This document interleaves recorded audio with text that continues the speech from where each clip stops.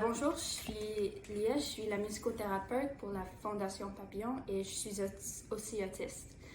Travailler ici, il y a des choses qui sont difficiles pour moi euh, parce que j'ai une handicap, mais ici, il y a mes collègues qui m'aident à adapter ce qu'on fait, ce que je dois faire pour trouver les moyens de dépasser ces difficultés. Par exemple, si j'ai de la difficulté à utiliser le téléphone, alors mes collègues vont répondre au téléphone et on communique de préférence par courriel. Bonjour, je suis Marion, l'ergothérapeute de la garderie Papillon. Bonjour, je suis Solange, éducatrice spécialisée à la garderie Papillon. On est ici aujourd'hui pour vous parler un peu d'inclusion, plusieurs sujets par rapport à l'inclusion. Pour commencer, la garderie Papillon, on est une garderie inclusive, donc on a un total de 75 enfants et là-dedans, il y en a 15 qui ont des besoins particuliers, des handicaps, qui sont intégrés dans chacune des classes. Donc, d'avoir une garderie comme ça, ça représente un peu la société. Puis, ce qu'on veut pour les enfants intégrés dans notre garderie, c'est qu'ils trouvent une place dans la société en quittant la garderie Papillon, qu'ils puissent continuer un cheminement à être inclus dans la société. On a aussi Lia, la musicothérapeute qui est elle-même autiste, qui au fil des années, ça fait 4 ans que je travaille avec elle, elle a été stagiaire, elle a fait d'autres postes. Maintenant, ça fait 4 ans que c'est ma collègue. Elle m'a vraiment appris des choses qu'on m'a jamais parlé à l'école. Elle apporte vraiment quelque chose de positif à notre équipe. Ça serait bien qu'il y ait plusieurs lieux de travail comme ça qui puissent intégrer des personnes handicapées. Donc moi, elle a changé ma manière de voir des choses. Je pense que je suis une meilleure intervenante aussi depuis. Puis Lia va toujours être à la défense des personnes handicapées.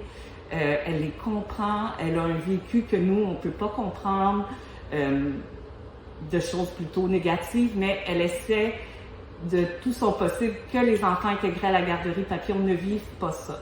Donc, moi, j'imagine mal l'équipe sans Lia, étant donné qu'elle est avec nous depuis un bout de temps. Je trouve qu'elle apporte quelque chose de positif et d'unique aussi. Oui, tout à fait. Je suis assez d'accord avec Solange. Moi, ça fait seulement quelques mois que je travaille avec Lia. Mais je suis vraiment très contente, puis c'est une belle expérience. Lia, elle apporte une compréhension différente des besoins, puis elle essaye de nous amener toujours son vécu en le reliant à des besoins qu'on a à la garderie. Puis ça, je trouve ça vraiment intéressant, ça apporte une façon différente de voir les choses.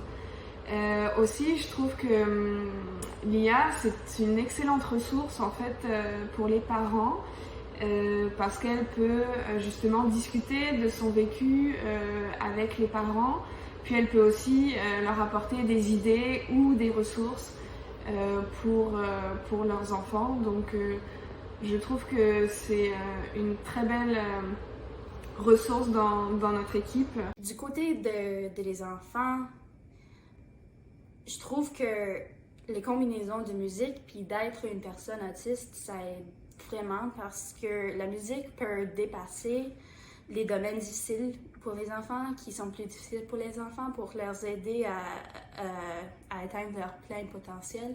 Puis d'être une personne handicapée, ils peuvent comprendre que ils savent que je leur comprends même sans que je leur dise. Et je comprends d'un niveau différent d'un haut niveau leurs besoins émotionnels ainsi que leurs besoins concrets. Bonjour, je m'appelle Carrie. Je suis aussi ergothérapeute chez la Fondation Papillon. Je trouve de ma part que avoir Léa sur notre équipe est un atout incroyable.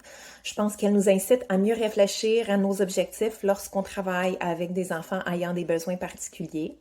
Elle serait la première à nous faire questionner si nous intervenons afin d'améliorer la qualité de vie plutôt que pour simplement atteindre les normes de l'âge ou encore si nous augmentons la sensibilisation des pères plutôt qu'envisager simplement développer les compétences chez l'enfant handicapé. Je suis donc très reconnaissante à Léa d'avoir apporté cet aspect de réflexion à notre équipe.